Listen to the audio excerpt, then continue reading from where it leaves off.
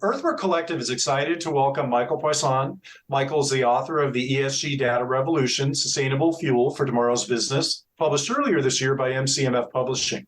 He's a veteran of the financial industry, having served in a number of roles, including senior executive positions for investor analytics, Cogency Software, and SunGard Treasury Systems, now part of FIS Global. For the past 10 years, Michael's been an active learner and practitioner in the ESG field, including attending more than his share of industry conferences. He has lots to say about the alphabet soup of emission frameworks, and maybe even regarding the coming consolidation of more than 100 of them into what I call the vital few in the near future, and maybe just in time for small to medium enterprises, which is where we'd like to work and assist, not to mention other companies and organizations, to join the multinationals in standardizing their methods and systems for measuring and sharing their climate impacts. Now a managing director responsible for North America at IdealRatings, Michael focuses on the greenhouse gas emissions and other factors involved in the reporting side of the sustainability industry. Michael graduated with a BS in management from the prestigious Rensselaer Polytechnic Institute in New York. And a fun fact, Michael was the goaltender for RPI's NCAA Division I national champion hockey team, and he promises he'll only block a few of the tough questions we'll shoot at him today. So, Michael, let's get started and tackle some of those challenging topics. Thank you very, very much, Scott, for that wonderful introduction. Just to correct, I was not the goaltender. I was one of the goaltenders. So I was more like the Rudy on the team, but I still got the pretty ring. The first question we've got for you really is, how would you say things are progressing now in the ESG reporting field in terms of planning and projections you had maybe 5 years ago, 2 years ago? And then talk a little about the qualitative versus the quantitative data discussions you've been having, how organizations are addressing this effort. I would say we're definitely making progress, and that when I started in this industry roughly 10 years ago, my first introduction was a course at Rutgers called Certification in Corporate Social Responsibility. And at that time, it was roughly 80% of the US Fortune 500 companies were providing a sustainability report. Well, today, I believe, without question, the US Fortune 500 all have some form of sustainability report. So the initiative to actually do reporting is certainly on the uptick. And it's becoming more of a conspicuous by absence kind of activity. We're going to get in probably into a little bit of greenwashing stuff, but even if it's a fear or a desire to paint a better picture, step one is to start reporting something. Then we'll get on to assurance and insurance later, but making that first positive step to look internally and report externally is a great step forward. So we're on an uptick. That doesn't mean that criticism has stopped. With more reporting, there is more and more criticism as to this whole sustainability ESG thing. I was asked recently, why has ESG become such a controversial topic? And reflecting on that, as with most things, I break it down into a single word of fear, but then I'll break it down into 5 different fears. And the first is the fear of uncertainty. There's so many people that don't really truly understand what ESG is, what it means. So after putting the book out there and trying to engage folks in conversations, I seem to always stop and then step back and then first ask, are we on the same page? What does ESG mean to you? What are you so upset about? Or what do you agree with?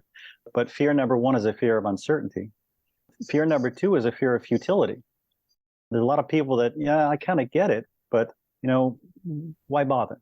My gum wrapper in the trash and me being polite to the person next to me, is that really going to make a difference in the world? Well, I think so, but there's still this fear that their best efforts aren't going to make that much of a difference. There's fear of intrusion. People feel that their personal rights are being violated. They shouldn't be told to recycle, to preserve water, to do the right thing. There's a fear of loss. Well, if I have to go with these environmentally friendly investments or other things, then I'm not going to make as much money as I used to. And finally, a fear of polarization. My politics and your politics are different. So there's all kinds of fears that I believe are contributing to this controversial topic of ESG. Now, that said, it just means I think there needs to be more education out there. And when there's more education, we'll get around to more and better reporting. as universally accepted.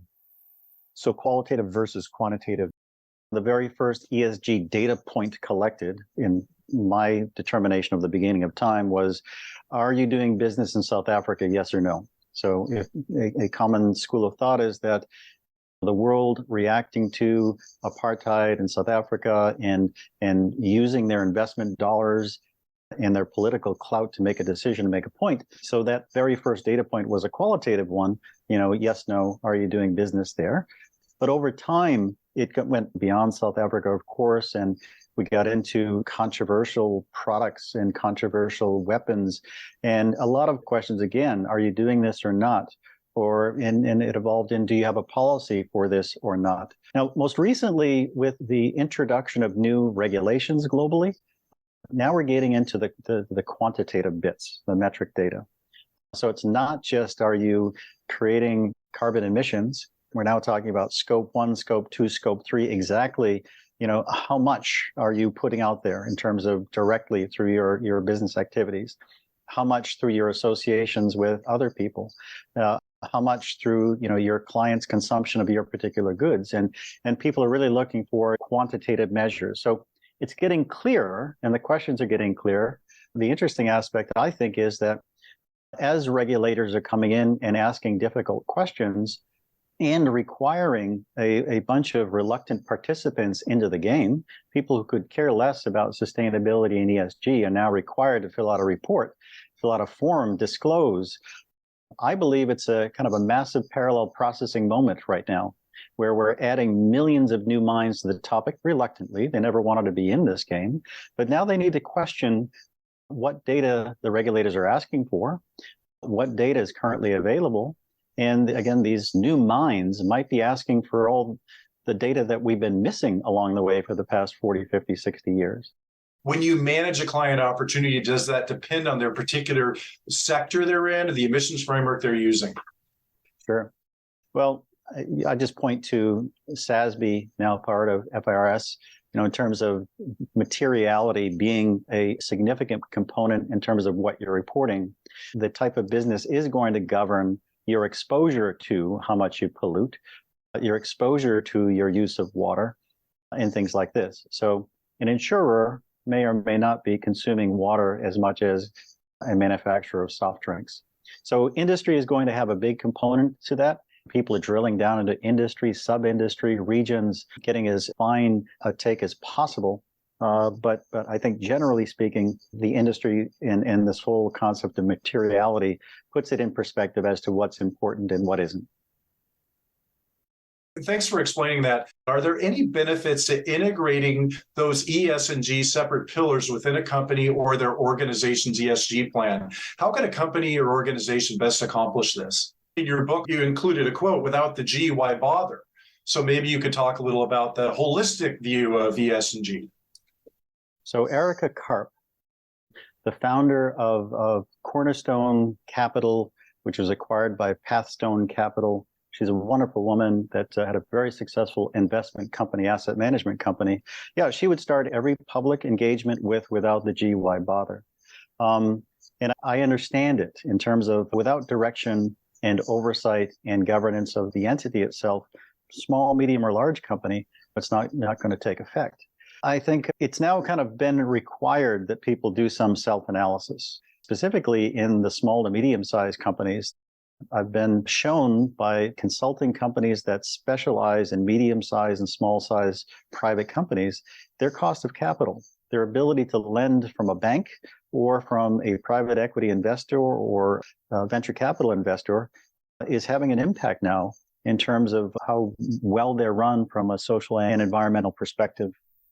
Without getting into too many details, just a simple 5-question questionnaire in terms of, are you creating products that are bad to the world, bad to people? How do you treat your employees and things like that? So, these are all very simple qualitative assessments. One of your questions was, how do you create a green team for a small to medium-sized entity, or who should be responsible for it? I think it's a great opportunity for small companies. You cannot afford necessarily to have a chief sustainability officer in a 5-person company. So what does that mean? That means it's everybody's job. But I think as part of when you put together a business plan, put together a mandate, take some extra thought and care to put together your statement in terms of where you see yourselves in this new world. If the outside world were to look at you and assess you in those pillars of E, S, and G, what can you say about yourself? And maybe, again, for medium-sized companies, a regular test of where do you feel we are as an organization? These were our goals from an ESG perspective, from a sustainability perspective, but a regular self-evaluation as to, are we meeting these objectives, these goals? And that's not just the management. That's not just the owner of the small business. It could be every person in the organization, which is interesting and valuable information. At EarthWork, we've got a team with lots of expertise in business and learning disciplines, facilitation, design, writing, research, education, presenting, sales, social media. It runs the gamut. What advantages or drawbacks would you say there are to being facilitators of process and communication rather than experts in ESG? Not that they're mutually exclusive, but bringing those skills to bear when working to ensure that fair transition for companies for a sustainable future. I think it all comes down to education. And that's where, again, you don't necessarily have to be an expert in ESG. And although I wrote a book that has ESG on the cover, maybe I have to go and redo my book cover. But, I'm not an expert in the space, but I've been to a lot of places where I've learned, and I'm still learning. And again, I applaud the work that you're doing as facilitators to open people's minds and help them understand what's going on in this particular space. Again, you don't have to be an expert. You just have to be a facilitator to the subject matter and bring in experts as necessary. I could carve out my little bits and pieces to tell you where I think the industry is going. And if your audience wants to hear about that and where I think, the money is going in the green investment, great, bring me in to talk to your clients. But again, knowing all the important bits that are out there in this particular sustainability world and knowing which network to tap to bring into your clients is the most important part of it. Excellent. Well, thanks for that. I'll hand off now to Manon and we'll move to the second part. Thanks, Michael. So lots of food for thought in there. What we're going to do is we're halfway through the process. We're at the reflection and discussion part. So we're going to take 2 minutes to gather our thoughts and come up with reflections and questions that we have. After 2 minutes, Catherine will send us into breakout rooms to discuss and come up with one question for the whole group. It's interesting because I was listening to a podcast recently that was talking specifically about this issue, and some insurance companies are pulling out completely of certain fields, certain geographical areas, because the standards don't allow them to do business as usual. And they're just saying, okay, we're out. So that's going to become interesting. It's already started. It's a big deal when you really think about the drivers of leadership and making these decisions. Like I used to talk about that with the city a lot because it had a lot of weight, right? That this is something that really hits their bottom line and they understand then the value of it. To me, I really like how in the interview, he's bringing everything back down to accessible and simple. Look internally, report externally. You haven't started, start now. And he's not making it complicated. It's interesting because when you read the book, it could be complex and sort of a heavy topic. But when you boil it down to these sentences, it's really not that complicated. And to really take time, thought, and care into crafting your message on how you are addressing these. So taking that time. Right now, we're rushing through. And I think that's how people misstep into their process. We're going to get this statement out quick, and they don't realize the scrutiny or impact that it will have. Yeah, I would agree. And I think also one of the things that he mentioned is to embrace the things you're already doing and make that visible and to talk about it in that way, right? There's no point in not taking the low-hanging fruit of things you're already doing that make a lot of sense and support these kind of initiatives. So it's you can sort of pull those out. And it gives you a baseline of we're already here, right? So we just need to incrementally build that bridge. Exactly. And say in building the bridge, these areas we're not doing so great in. And our aim Right. is to do this and to not just brush it under the carpet, to actually come out and say it. I'm not so good at this. He said something like, I'm not an expert in this field, but ... So what I wanted to ask him is, well, we don't feel like we're experts in the field, but we're out here, trying to educate. I imagine that's what he meant by that, but I want to clarify, like, what do you mean that you're not an expert in this field? And how do you connect to people who it is, part of what they need to do? I think that's something that we deal with, the imposter syndrome a little bit. That makes a lot of sense. And I have lots of different questions. I think one of them was, he talked a lot about the Fortune 100 or the Fortune 500, and they're all starting and, a whole separate conversation of just because you put it in a report doesn't mean it's true. So, that idea of greenwashing and accountability is really interesting to me. But I think in the relation to like the EarthWork Collective, so if I'm a small business and I look to larger business to lead, to see is what the larger companies actually doing in ESG transferable to small companies, like could there be inspiration from the larger companies, or is it a completely different beast?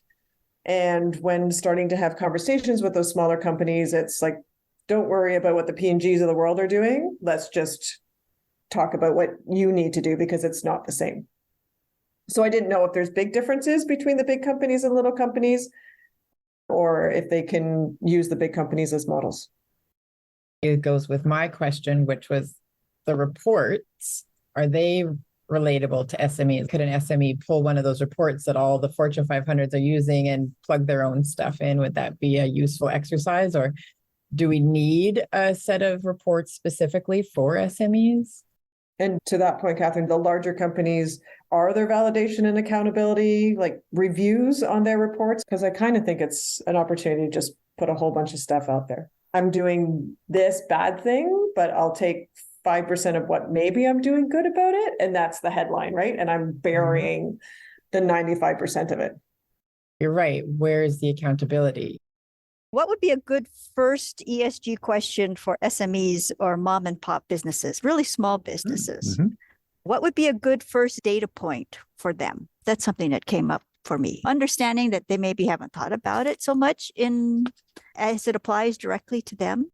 I get a couple of industry newsletters, and one of the newsletters, I think it was either this morning or yesterday, was the global organization that sets the standards, or the most identified organization, said there's really only one thing to track that they're recommending, which is your carbon footprint or carbon output. But there's lots of other things to track. So I wonder if that's right. If that is the case, to confirm that the main thing that small and medium-sized businesses should really start tracking is this one thing.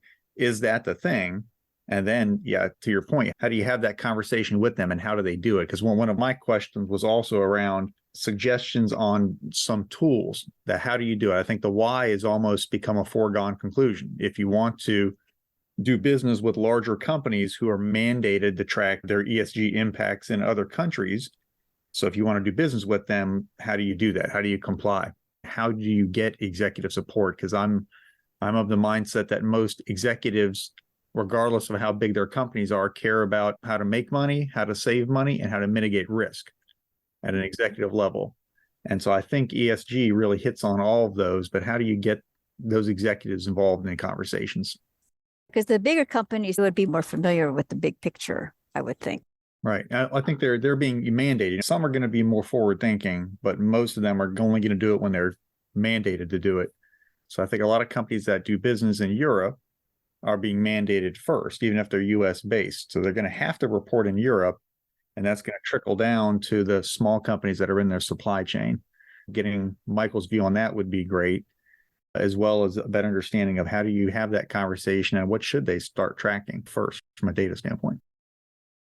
How we're going to proceed for the second part of the interview is one person per breakout room is going to ask the main question that came out during the discussion. I am going to ask Nell, if you want to start. Do you think that ESG reporting will positively influence credit rating and insurance rates? I always felt like the risk mitigation was a strong selling point, and I feel like Moody's is doing some work around that. So I just was curious what you thought. Yeah, one of the craziest things about ESG and ESG ratings and scores is you have to question, why do we have so many? We look at credit scores. We have 3 companies that provide credit scores. And why aren't there, 10, 20, 50, 100? Yet there are at least 100, 150 ESG ratings and scores out there. Some from very large companies like MSCI and Sustainalytics and IdealRatings, and others from lesser known entities. And in fact, there's a movement towards enablers, software enablers, trying to encourage, individual organizations to come up with their own scores. I think it causes a lot of confusion, but what's most important is transparency and understanding how these scores are derived. Even one of the big players, Sustainalytics, a market leader, decided to change their whole methodology for scoring. And they said, well, what we reported last year, forget about that. We have a new methodology we published this year, and we're reassessing every company that we've done work for in the past, and here's a new way of doing it. So I think they're important, but what's most important is the transparency as to how do you get there in the first place. With respect to credit, the impact on the cost of capital for even small companies based on ESG ranking and score, however it was provided from a big scorer company or themselves, is impacting their ability to access credit. This momentum is moving people forward to more external transparency and disclosure. With more serious rating and scoring companies out there, again, it forces people to step up their games, whether they're a municipality or a public company or a private SME. Over time, I think the data set required to better understand is still evolving, and we'll figure out what are the most important critical data elements to report to come up with that score, and whether it's materiality based or not. We're still not there. Even though we've been collecting data for decades, it still hasn't been determined what are the most important data points. Our question is really focused on accountability. So in business, there's different things, different organizations like ISO standards that are international and make sure that everyone is doing the same thing. And we were wondering, in the ESG world, is there a body that helps to make sure that if company A says something that would be the same as what company B is saying, and if there is any requirement to make sure that the words that the company is putting on the paper are actually true and valid? I think this field is ready to embrace audit and assurance once people kind of start accepting that we're going to start putting some external communication out there, and more people question whether they can trust that information or not. That's when they hire the third party, audit firm and come up with some review of what's being put out there. Again, it might not be a legal requirement, but it's just that next thing that people are going to be doing to give you more confidence that what you're putting out there you can trust. I always thought that people finally take this space seriously once somebody gets put into jail for a quote unquote ESG violation. And when I think about it, well, many people have gone to jail for an ESG violation. You talk about governance. Well, Enron is the poster child for people going to jail for poor governance. People have gone to jail for human rights violations. People have gone to jail for excessive pollution, but they've never put those 3 letters in the headline. And hopefully that answers your question. Yes, thank you very much. Great. Our question we had is along similar lines, maybe to what's already been noted, but maybe just to expand on it a bit, Michael, would be great. Our question was, how do you find it's best to proactively get into a conversation with business owners and executives on the topic of ESG? Is there one specific thing you suggest that small and medium-sized enterprises should start tracking first? Yeah, many people would say that, find the most uncomfortable, difficult questions to ask first. So if you can get somebody to feel uncomfortable, then they'll start taking you a little bit seriously. But unfortunately, I think in the world of ESG and sustainability, it starts with, you hear a lot about this stuff in the news. Could you tell me what it means to you? And you'll be amazed at the different perspectives, different definitions. In my world, ESG is not a thing in and of itself.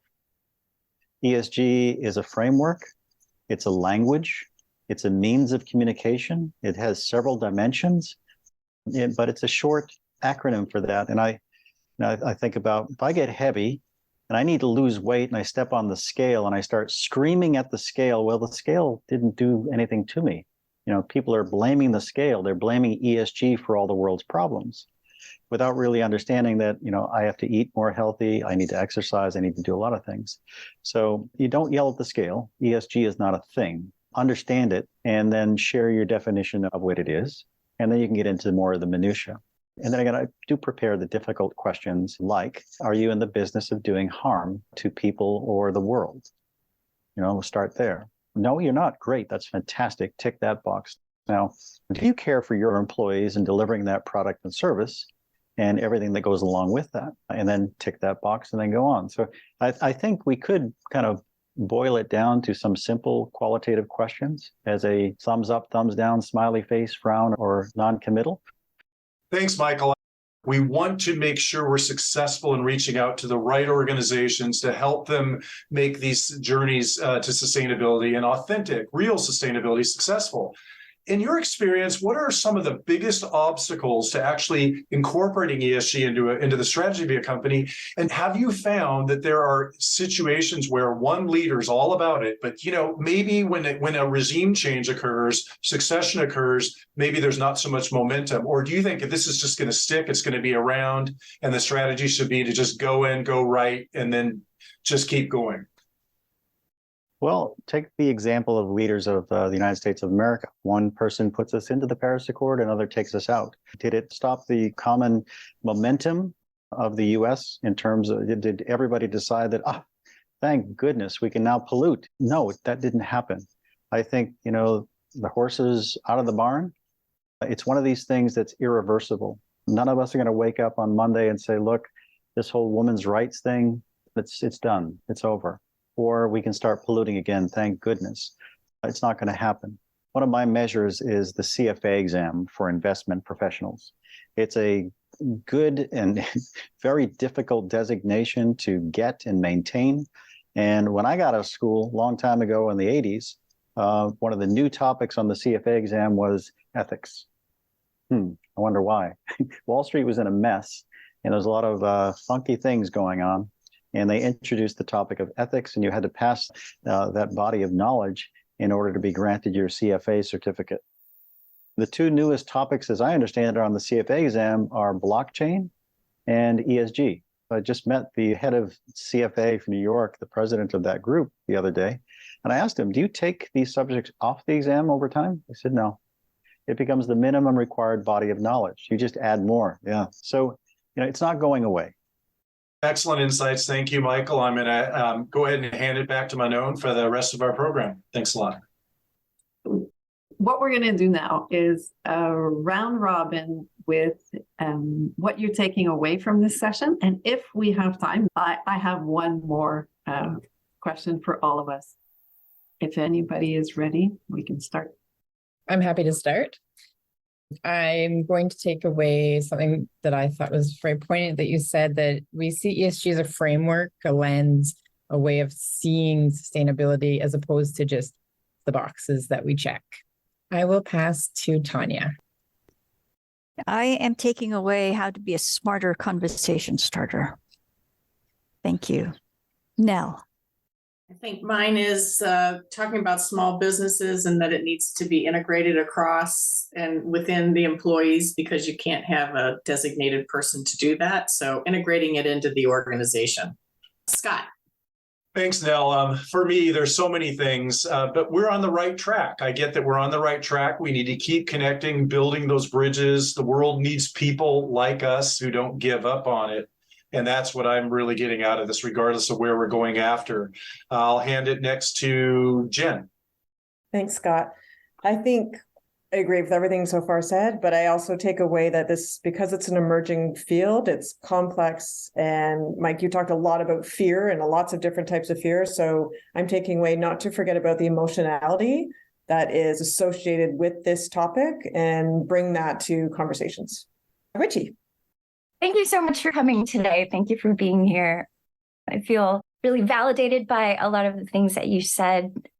Just a side note, I really enjoyed the historical examples of ESG in the beginning of your book, especially. I don't always feel qualified to talk about ESG. Some of these concepts just fly over my head, and I have to do a few other searches to figure out what one article is trying to say. I think the biggest thing I'm going to take away is education is the most important thing right now, and that's the train that we're on. I feel really good about that part, and I feel really empowered that you said that. So thank you. Passing to Mark. Thank you, Richie. And actually, you took mine, so I have to rethink mine. So I'm glad you gave me just a few extra seconds. My initial thought was I really like the comment that it's all about education and facilitating those conversations. Aside from that, I think I like the last comment, or one of the more recent ones you made, Mike, which was it's not a fad. It's not going anywhere, despite what the press may attempt to portray. And sometimes that ESG is a negative word and people are using other terms to say the same thing. I agree. I think regardless, this is not a fad. It's here to stay. Now we just have to educate and inform more people about it to hopefully facilitate change. And I think I'll pass it over to Manon from there.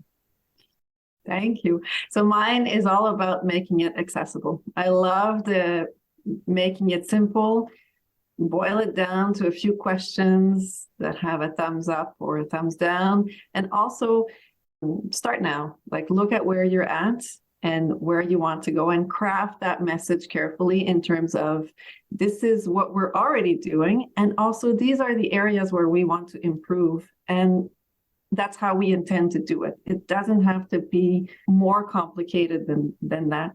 I know it is when you involve all the alphabet soup and the data, but when you boil it down, it's fairly simple. Okay, we have 4 minutes. I'm not going to ask everybody to answer the question, but if a few of us would like to answer, what next step would you like to see us take? I'll jump in. Michael and I talked offline about ways and ideas for us to connect a little more effectively with DC, with some others. I'm going to be talking to Nell and other people in the local government and regional government sectors, see where we might be able to make some connections to really tell the story of what SMEs really mean to this whole, sustainability movement. And that's mine. Yeah, I agree. For me, the next step also is asking more challenging questions. I think even if it's just in, frankly, a backyard barbecue over July 4th holiday here in the United States, just getting people involved in conversations. I enjoy doing that. So that for me, I think is an important next step as we continue to look at innovative and creative ways to engage people in the conversation.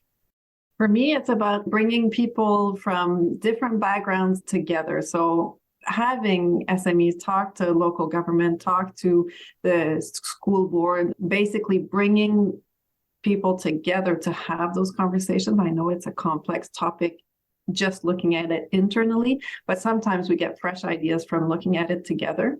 So finding ways to do that.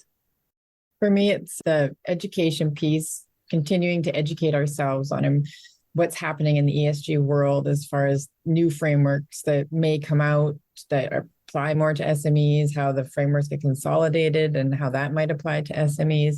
And then also transmitting that knowledge to the wider world in a very digestible, easy to use format so that we can help those SMEs be able to embrace ESG.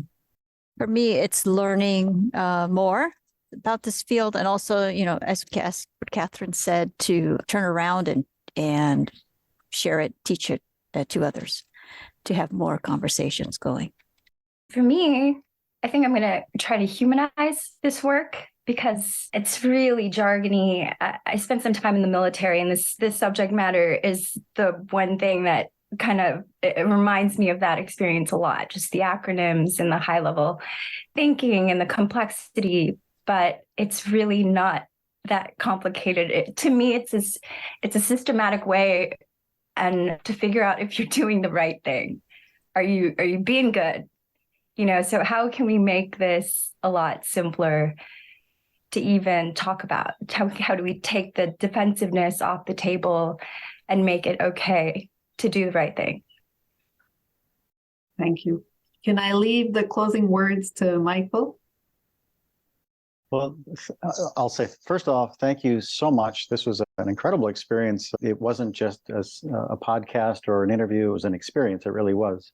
So I have to say, Richie, thank you for your service. We appreciate that.